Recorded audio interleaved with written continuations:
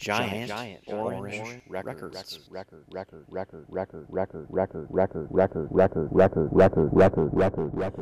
Garage Rock Marathon. Buckle up, kids. We're going on a Garage Rock Marathon, and this could be a bumpy ride.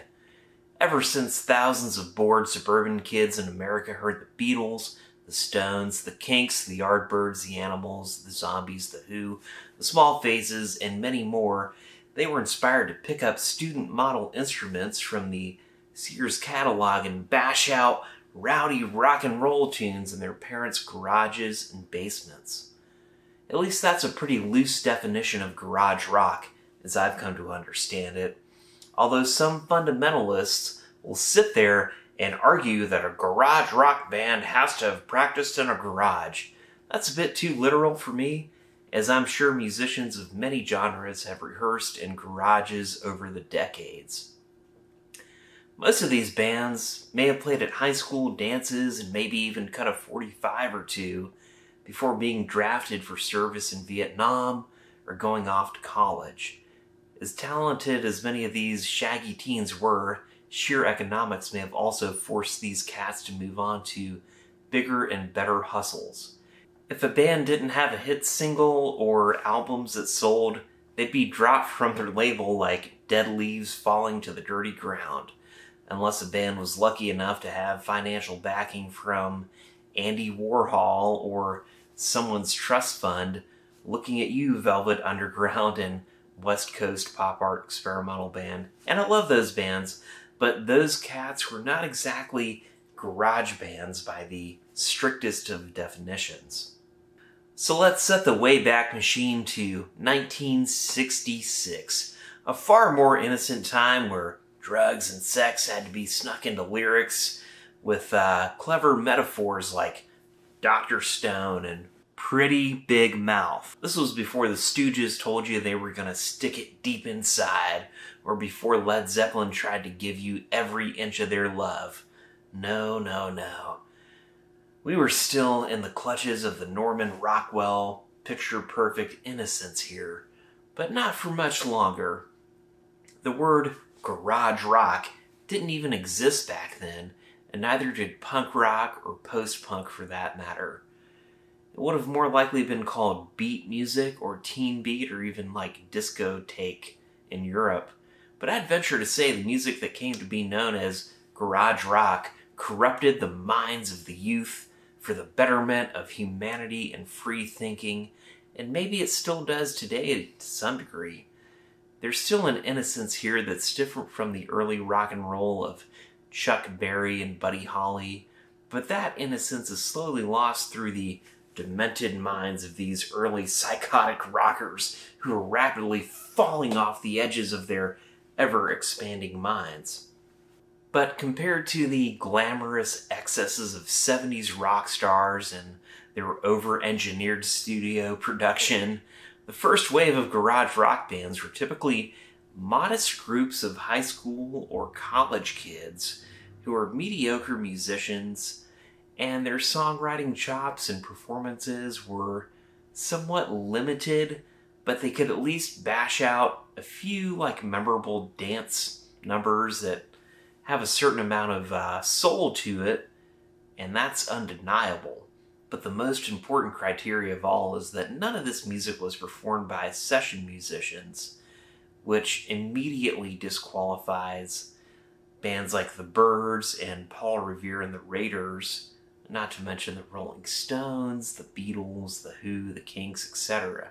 If musical wizards like Nicky Hopkins, Glenn Campbell, Hal Blaine, Carol Kaye played on that record, that really puts it in a different category and kind of puts a damper on the DIY spirit of the supposed youth revolution that was happening.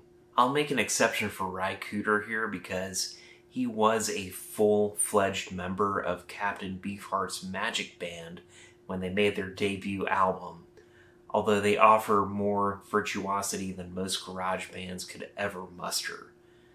But let me address all the snobs out there and say the weirdness of garage rock simplicity and perhaps the random ineptitude is nothing to stick your nose up at. Case in point, I play keyboards in a cover band, and we seriously struggle to get through 96 Tears the way it was recorded by the original band at most of our practices.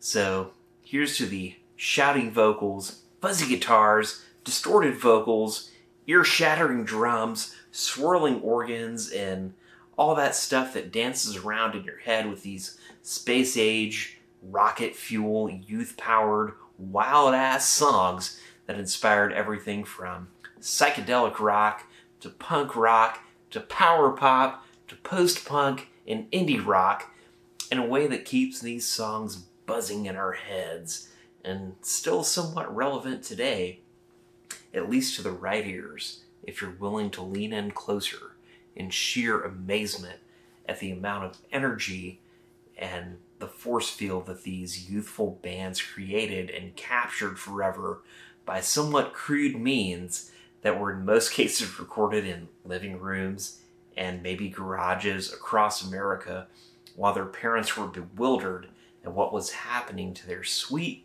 little children who were growing up a little bit too fast for their comfort.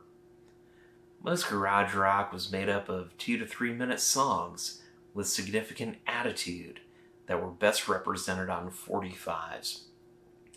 And garage rock notoriously was not famous for its strong albums, though there were quite a few really good ones from the first wave. These bands could emulate the relative simplicity of the early British invasion rock hits. But in 1967, Sgt. Pepper came out, and everyone tried to copy it for a year or two, and not even geniuses like Brian Wilson could keep up with it. Garage bands suffered a further blow when virtuosos like Jimi Hendrix, Eric Clapton, and Jimmy Page took guitar playing to places so unattainable for most musicians that they could hardly be imitated to any degree in the short term.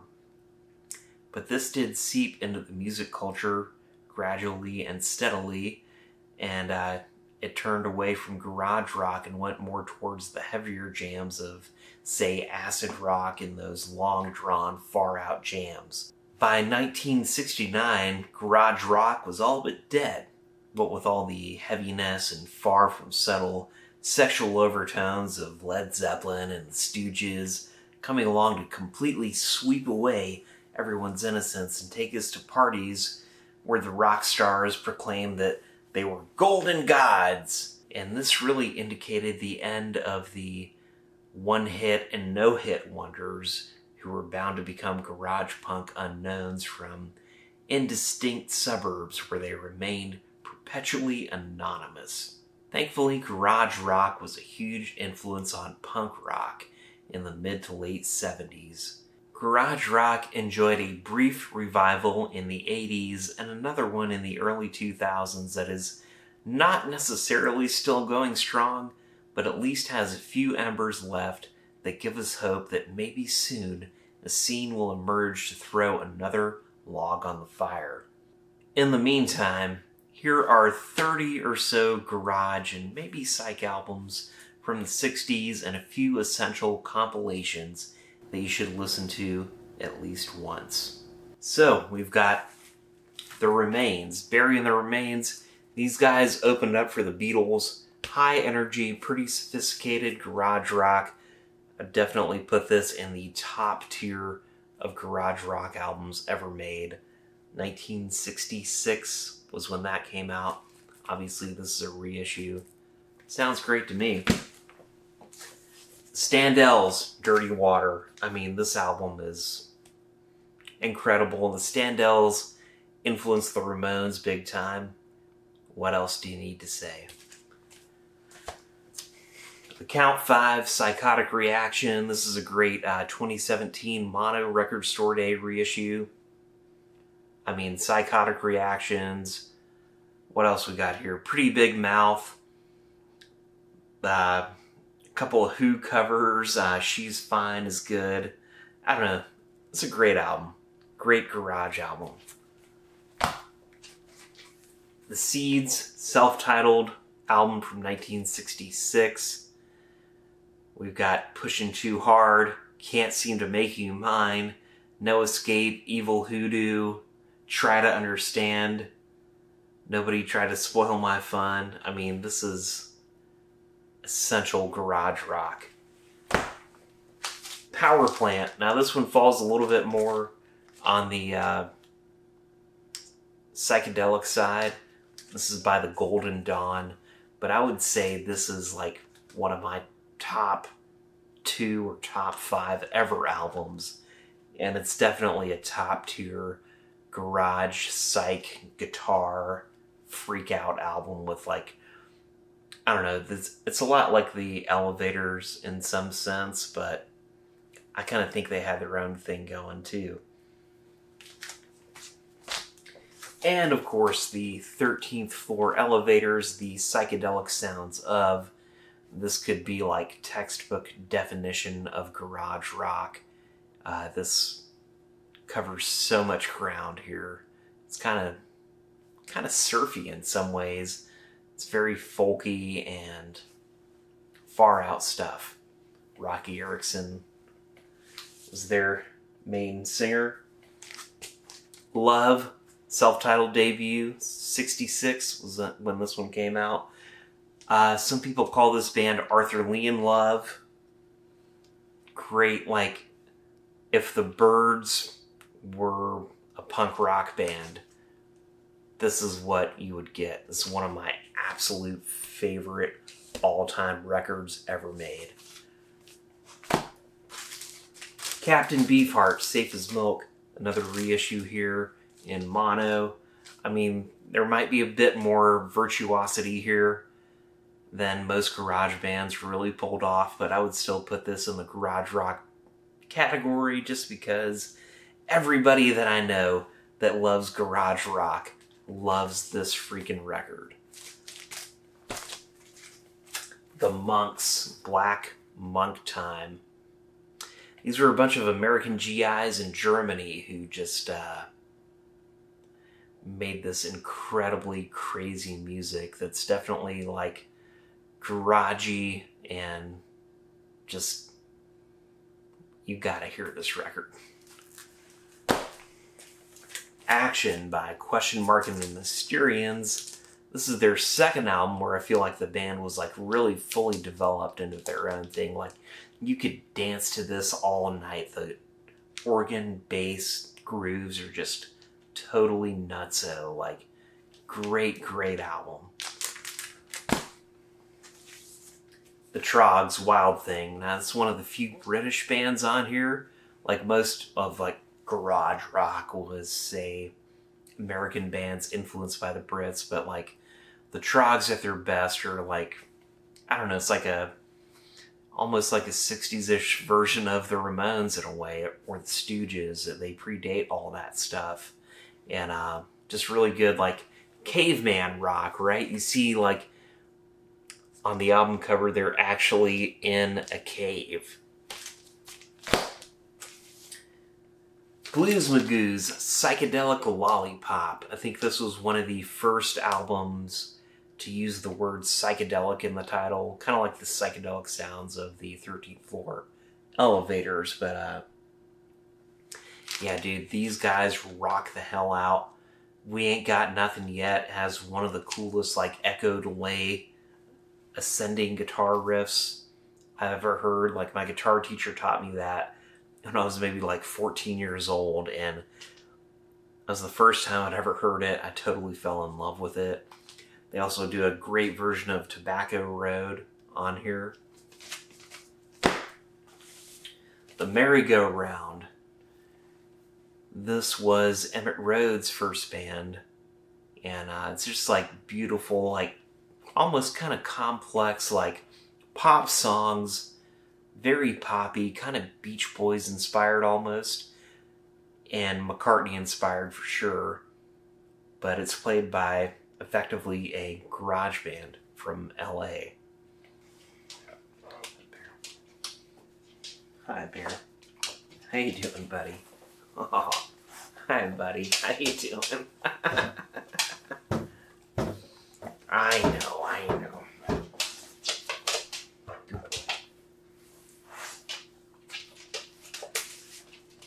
So the The Electric Prunes, I guess this is the self-titled debut, or I Had Too Much to Dream Last Night, Get Me to the World on Time. Two great, great songs. The rest of this album, a little hit and miss, but those two songs really rocked the freaking world in half. The Swingin' Medallions, Double Shot of My Baby's Love. Now this is what you would call like frat rock, more or less. Like, these guys were from Greenwood, South Carolina, where a dear friend of mine grew up. So, and apparently that band still is going strong, or they were at least a handful of years ago. Introducing the Beau Brummels with Laugh Laugh, I Thought I'd Cry, and Just a Little. Like, those songs are so incredible.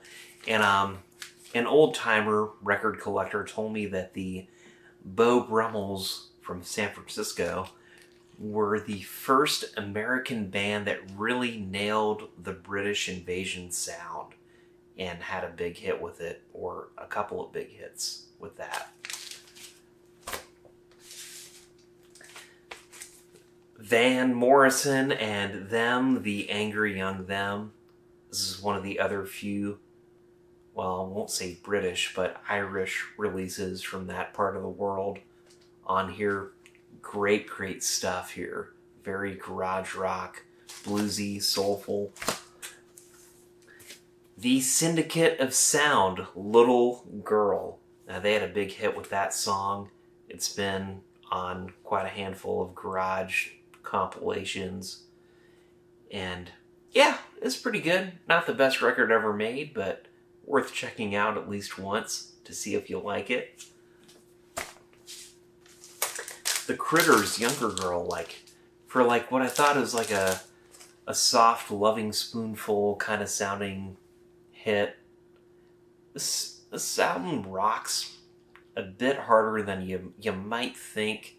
And the cover art is so great. Like, these guys just look like your prototypical garage band. And there's something to be said for that look and that attitude. That just adds to the spirit of garage rock. Left Bank. And some people, this is Walk Away Renee / Pretty Ballerina. And some people would argue that this band isn't really a garage rock band, but all the folks I know that love garage rock love this stuff.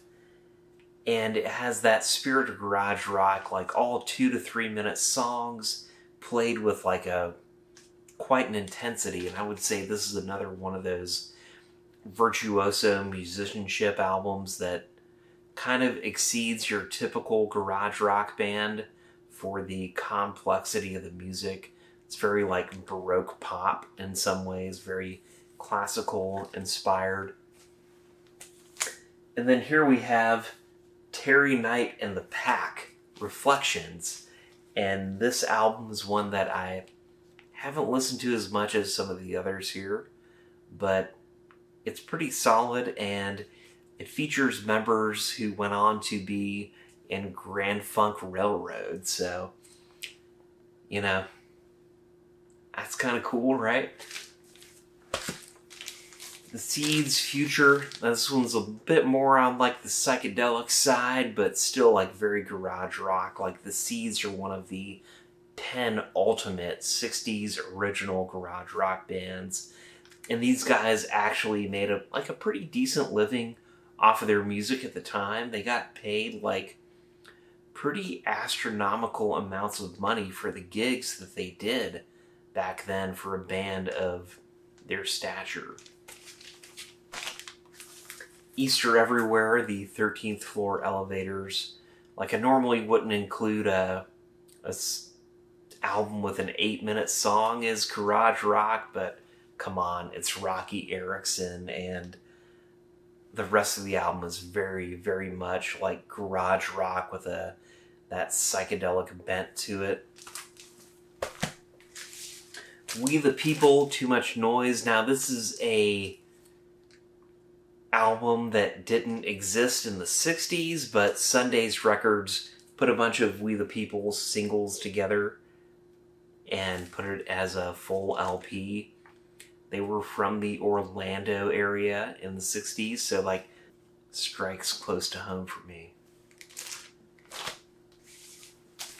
Zachary Thax. Another similar situation to We the People, where they'd put out some singles in the 60s, but I think this is from about 1980 or so. It's a LP of their various releases were put together on one disc. And now for the compilations. Nuggets, even though it didn't actually come out in the 60s, all the music here is from the 60s. And this is like the ultimate garage rock record, if there ever was one. But they cover some like kind of psychedelic stuff too, so it's all over the place, but it's mostly focused on garage rock. And then Back from the Grave, Volume 1. There's like at least 8 volumes of this stuff, and I gotta get my hands on a couple more copies, because these are like the 1966 punk rockers, as it says on the cover. Liner notes are worth the price of entry. It's so good. So good. And Pebbles, like there's many volumes of Pebbles, maybe like up to 30 or something like that. But these are some pretty good ones, and again, the liner notes are just amazing on these. So like a true legit garage rock comp from maybe late 70s throughout the 80s. Good stuff, by the way. And this is the SVR Rock Hits of the 60s. Just a Detroit compilation. Definitely worth checking out. There's like, it's a little bit soulful, definitely a little on the psych side, kind of like, I don't know, it's a very Detroit thing, and very, very good. And with what seems like a gift that keeps on giving, there's a few that I almost forgot, but here it goes. This was a band that was originally called The Weeds. Their record label made them change their name to The Lollipop Shop, which they didn't like, but hey, in 2023, this was reissued with the original band name, The Weeds, and the album title is Just Color. And this features Fred Cole, who later went on to be in the band Dead Moon in the 80s and 90s. This is pretty raw, punkish, crazy, far-out stuff. By far one of the most fascinating garage or garage punk records of the era. This is like everything that I love about this genre is captured here. And they have a song called You Must Be a Witch that has been on a handful of compilations. Definitely check this out. This reissue should be available right now in 2023. And here we have the Wild Angels soundtrack. This one was actually gifted to me by my friend Patrick on Record Store Day this year in 2023. This is a bikesploitation pick featuring Peter Fonda and Nancy Sinatra. And the cool fuzzy garage songs on here are by Davey Allen and the Arrows. Not to be confused with Chad Allen and the Expressions, who once put out something that was titled Guess Who? ? Chad Allen and the Expressions. Chad Allen eventually left this band. They changed their name to Guess Who? With a question mark. Eventually they changed it to The Guess Who? With no question mark. And that's the lineup that we all know. But this is a reissue of their first album from 1965. The reissue is from 1969. And as you can see here, the artwork is way more 1969 than 1965. This has a great version of Shakin' All Over, originally by Johnny Kidd and the Pirates. Except the Guess Who added some piano, lovely piano.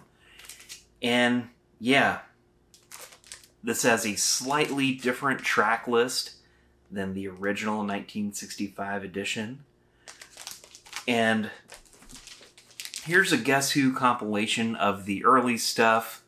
It came out in the early 70s. That's when they put out this compilation. But it has what I consider to be one of the greatest garage rock songs of all time, The Clock on the Wall from 1965, written by Randy Bachman. My band, The Electric Splash, has covered that song at gigs before. It is an absolutely killer mid-60s garage rock song. And you can find this compilation pretty easily, pretty cheaply. I mean, as you can see, I paid a whopping $4 for this one, whenever that was, back when records could still be had for $4. But yeah, this is worth it just for Clock on the Wall. And of course we have the honorable mentions that I don't have on vinyl yet at the time of this writing. I mean, hey, this shit gets kind of expensive, so if you want to send me your extra copies of these, here you go. The Sonics, The Shadows of Night, The Pretty Things, The Leaves, The Litter, The Chocolate Watch Band. Although they supposedly use studio musicians at one point. The Hombres, The Plastic Cloud, The Equals, The Ugly Ducklings. That's all I can think of right now. Brought to you from the Giant Orange Records compound. Spring 2023.